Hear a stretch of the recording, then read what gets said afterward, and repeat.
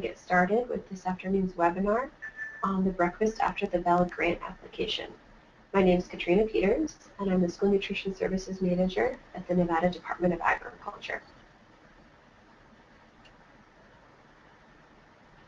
Today, we're going to cover how to use the web-based grant application system.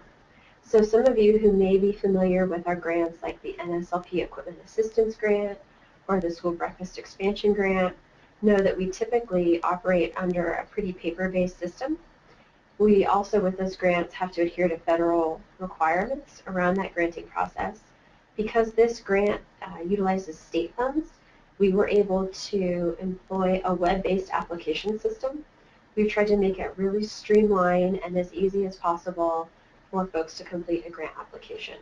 We know that there was a really quick turnaround time on this grant, and we really appreciate everyone being so flexible and so open with feedback and really willing to cooperate.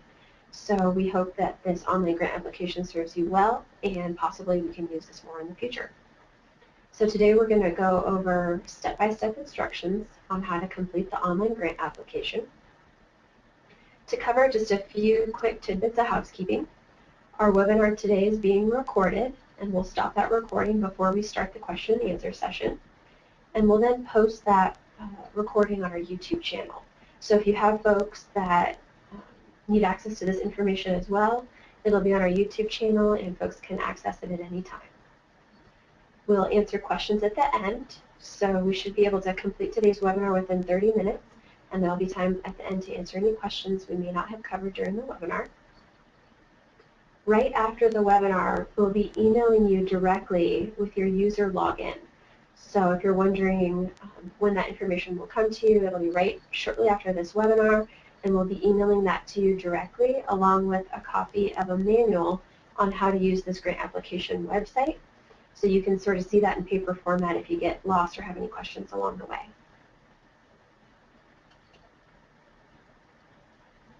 To talk really briefly about the grant itself, folks that are eligible have to meet certain criteria, and this was spelled out in the SB 503, the state legislation.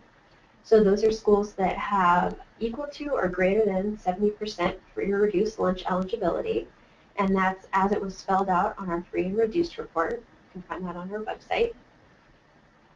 This is available to schools that did not already serve breakfast after the bell. So if you served breakfast after the bell last school year, those schools won't be eligible for grant funding. And we've pre-populated the grant application with a list of schools that qualify. So we've tried to pre-populate as much information as possible with the items we already know, so that list of schools will already be entered in for you and available in the online system, and we'll show you the details. You can also find the list of eligible schools on our website, and we've provided the link here for that. You can use that same link to find that free and reduced eligibility report. It's on our data tab on our website. We've had some folks ask when the grant applications will be open, and right after the webinar, the applications will be open for you to get in there and start working on submissions. So once you get that login, you'll be free to get in there and start entering that information. We've also had folks ask about when grants are due. So we've worked out some rolling grant application deadlines, kind of by district, and that is largely due to some differences in when your school year starts, and we're really just trying to be as accommodating as possible to other demands in terms of grant application and submission. But we really want to encourage folks to get in there and submit those as soon as possible. So we know you may need to connect with your administrators, teachers, principals, and kind of work out a plan, but we really want to encourage you to get out there and get started on this right away. Okay, so step one, how to log into the system. The link in pink up at the top is the URL you're going to use to get into the system, and when you type that URL into your web browser, you're going to see the screenshot we show here below. So this is going to be asking you for your email, and that equates to your username. You're also going to see a space to enter in a password, and we'll be emailing you a password to start out with, and then you're going to want to go ahead and change that in the system. If you have any issues with login, please connect with us via phone or email. We have staff here who are more than happy to help troubleshoot any issues you might have.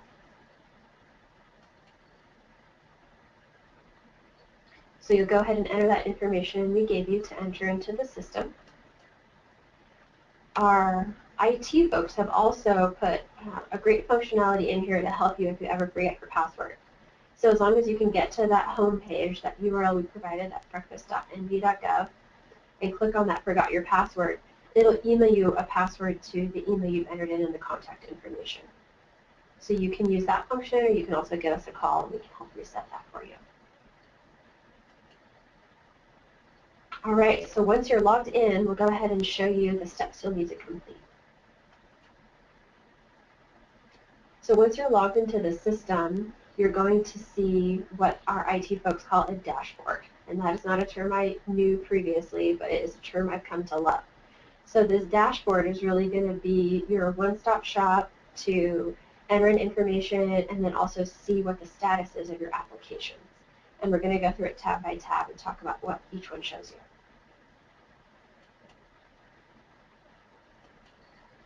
So first, the tab in black is going to be the Schools tab, and that's going to list all eligible schools in the district. Once you click on that tab, it'll also show you the application status of each eligible school in your district. The next tab, that tab in blue, is going to be the Open tab, and that'll show you any school applications that are open. And these applications are ones that you can get in and edit. These are applications that have not yet been submitted. Next, we have our Submitted tab. So that's going to show you the applications that you submitted that are awaiting NDA review and approval. Next, we have a Denied tab. So that's going to show you any applications that were denied for whatever reason. And there'll also be information on why it was denied at the bottom of that application. It'll also send you that information via email to the contact person for the email address provided. And we'll show you where to enter that contact email address. Next is Reviewed. So those are ones that have been reviewed and are awaiting a second approval before they get that final approval. Next, that green tab is the Approved tab. So that's going to show you all applications that have been submitted, reviewed, and approved. You'll also get an email status update when your application has been approved.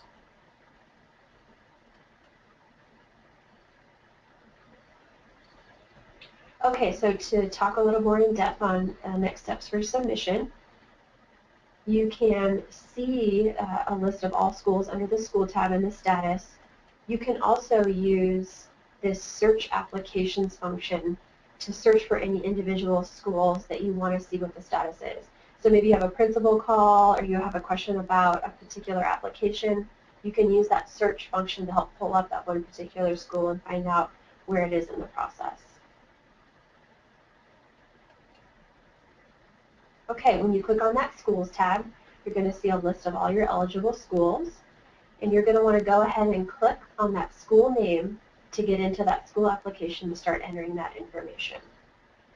So again, you'll click on that school name, that's blue underlined,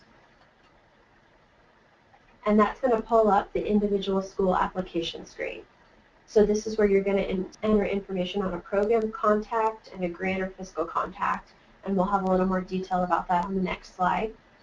It'll ask you some basic questions about previous year's breakfast service, the proposed breakfast service, whether or not you're operating under Provision 2 or CEP. It also asks some questions about what are your challenges to implement the Breakfast After the Bell program and how these grant funds are going to be used to implement the program. We'll also ask you to describe how success will be measured. So that could be an increase in participation, increase in federal funds, decreased tardiness, decreased visits to the school nurse. All of those are great things to measure and would be a great indicator of success.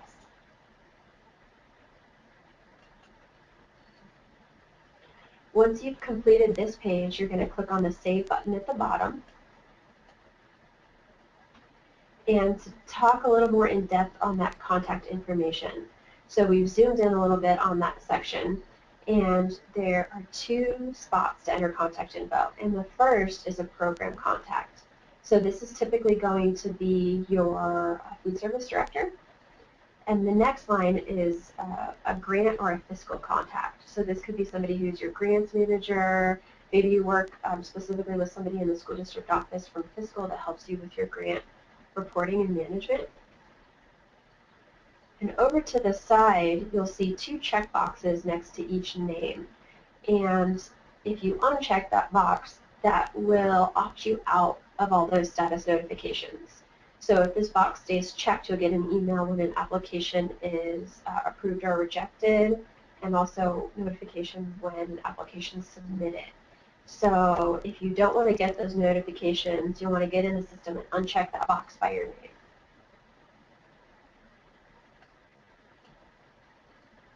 Okay, so once you move past that first page with all that initial information, the next page you'll see is the budget page. And we've sliced out budget information into 6 categories. We're going to go through them one by one. And you'll see those sort of tabs at the top. So the first category is personnel. And what we'd like you to do here is for folks that you're asking for grant funds to pay for that staff time, we'd like you to provide information on that staff person's title, the hourly rate, and the number of hours per week.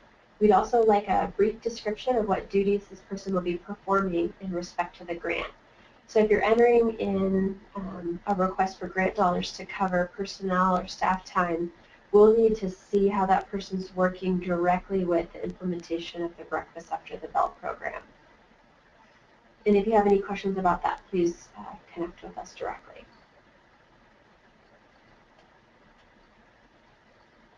The next tab is going to be for fringe benefits.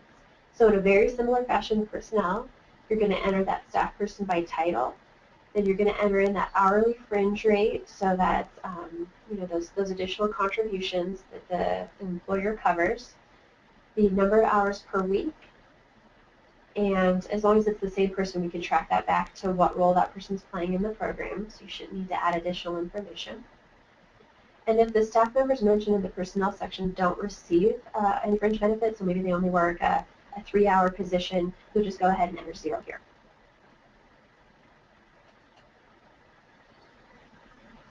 The next section is travel. So here, we'll want you to enter information on all your travel costs, including the destination of the trip, the purpose of the trip, and the staff members that will be traveling. And we'd like you to enter in information probably really similar to what you have to enter for your request for reimbursement from the school district when you travel. So that includes information on what the hotel costs are, what the per diem costs are, what mileage costs, airline, and airport parking. So we'll want you to itemize by those groupings. And again, if you have any questions, please let us know. The traveling that would be allowable would be if you wanted to visit an existing program. So in Washoe County School District, they have already implemented a Breakfast After the Bell in the middle school. They've been really progressive and done a great job with that, so we've encouraged some folks to come and check that out. And if that's something you want to pursue, you would put in those associated costs in this travel section. Next, we have equipment. And we want to really emphasize to folks that this still adheres to that federal definition of equipment. So these are items that cost more than $5,000. So these would be really big items, maybe an oven or a large freezer. And we're going to want you to go ahead and itemize those costs as well.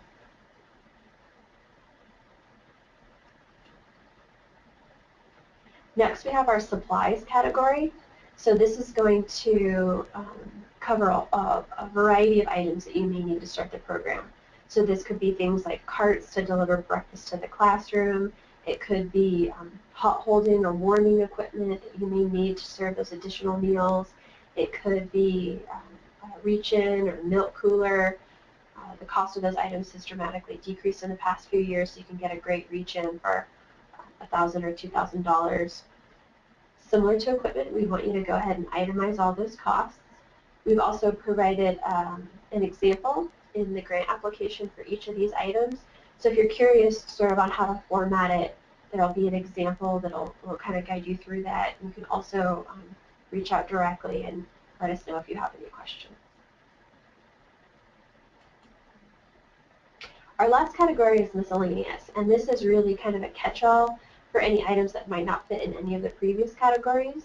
So this might be conducting a survey to see what the preference is for breakfast menu items. Maybe you're serving parents to see what kind of foods they'd like to see offered to their kids. This could be breakfast promotional materials to really get the word out to families and let them know that this benefit and this opportunity is available to them. All right, once we've got all of our budget information entered, you're going to go ahead and click on this Review Application Packet. That's that purple button at the very bottom. Now we're going to move on to step 3, which is reviewing your submission before we hit that final submit button. So once you hit that review button on the previous screen, it's going to bring up a screen that's going to capture all the information you've entered in previously. So we want to encourage you to go in there and check and make sure all that information you've entered is correct. You'll want to select Submit if the information is correct and you're ready to send that puppy on over to us for review. Once you hit Submit, you won't be able to edit it. So if you see some things on there that aren't quite right, or you take a second look at it and you want to change some things, you're going to go ahead and hit Edit Application or Edit Budget, whichever part applies, and they're kind of color-coded to guide which button to click on. And that'll let you go in and make any changes before you hit Submit. If you look at that, you're kind of scratching your head and you're like, I want to go back and maybe double check some things or look and see if I can get a cheaper quote on a piece of equipment, then you can go ahead and log off or go back to that home page and your information will be saved. That application will appear under that Open tab. So we want to encourage folks to just review this information and make sure it's all correct before you hit that Submit button. And that Submit button is that blue one. So once you click that, it's heading on over to us. Once you click that button, a screen will pop up letting you know that your application was submitted successfully, and you can see that on that green bar on the dashboard. Again, you can't edit or change an application once it's been submitted. So if you find yourself in a situation where you've already submitted it but you need to make a change, just go ahead and give us a call or shoot us an email and we can kick that back over to the denied, and that'll allow you to go in and edit that.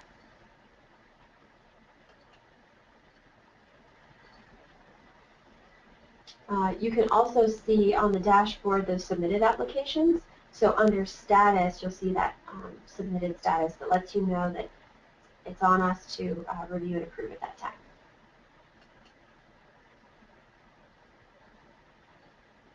All right, so the next step is NDA review and approval. And we're going to try to do these applications, review them as quickly as possible so we can get an answer back to you so you can get out there and implement that program.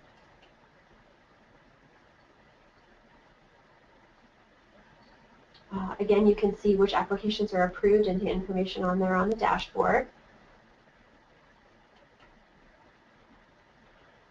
And you'll also get a notification once it's approved, unless you've opted out of that option in notifications. So you'll receive an automated email as the status changes unless you've opted out of that. You can also see the status once it's approved at the very bottom of the application. So when you click on schools, select the school, at the very bottom it'll tell you approved if it's gone in and gotten approval. If we do need to deny an application, so maybe the math didn't quite shake out or there were some items on there that aren't going to be allowable, we'll deny that application. And once it's in the denied tab on the dashboard, you can go in and edit that. So there will be some information at the bottom of that application letting you know why it was denied. And again, you'll also receive that notification email.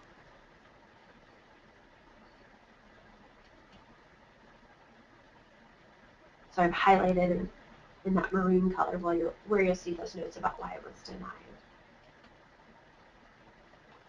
Okay, so if you come back to that dashboard, for those of you that have multiple schools that do meet grant eligibility criteria, You can see kind of the individual status, whether they were denied, approved, opened, or not started.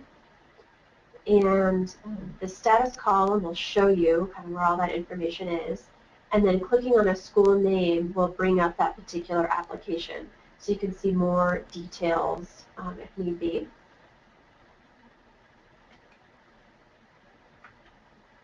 Once the application is approved, we'll be dispersing grant funds on a reimbursement basis. So those of you who have applied for grants with us before, you're kind of familiar with how that works. We distribute a reimbursement request form. It has instructions on it. You fill in that information and send documentation back with that request for reimbursement.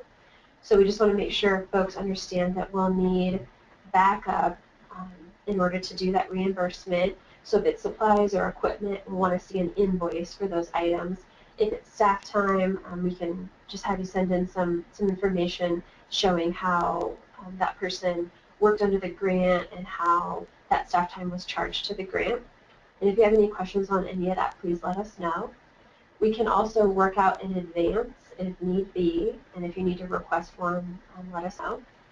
We understand that some school districts are a little more cash strapped and may not have the funds to initially put out and wait for reimbursement. So we can advance you funds if you're in that situation. Just connect with us directly. To go over a couple of frequently asked questions. We've had a couple of folks, principals and food service directors, call in and ask if schools can serve breakfast before and after the bell. And the answer is yes. The legislation requires that breakfast be available to all students after the instructional day has officially begun. But you can also offer breakfast to your students before the school day starts in addition to that. So we want to make sure folks understand that this isn't saying no breakfast can be offered before schools. You can opt to do both if you wanted to. If you find yourself in a situation where you need to submit, you've already submitted an application, but you need to change it, go ahead and let us know. We'll just click on the deny button and that'll kick it over to where you can edit it as needed. We've had folks ask kind of how they can get some help if they're experiencing some pushback from administrators. So it's possible there are some principals or teachers out there who are a little hesitant about this program. And we have a frequently asked questions document on our website that can help provide some basic information and maybe dispel some rumors, some faulty information that may be the reason why they're hesitant about the program. We're also always available to answer any questions, attend any meetings, or do any presentations if that's helpful to you. So if you have a school board meeting or an administrators meeting that you'd like us to come and either provide some basic information or answer questions, we're always happy to do that. Please just connect with me directly and we'll see how we can help. If you're stuck in the application and need help, you can always call us, and we have the main line here that rings straight through to Shauna, and we've trained her on this application process, so she'll be available to answer questions and kind of troubleshoot any issues. You can also connect with myself or Cindy Rainsden.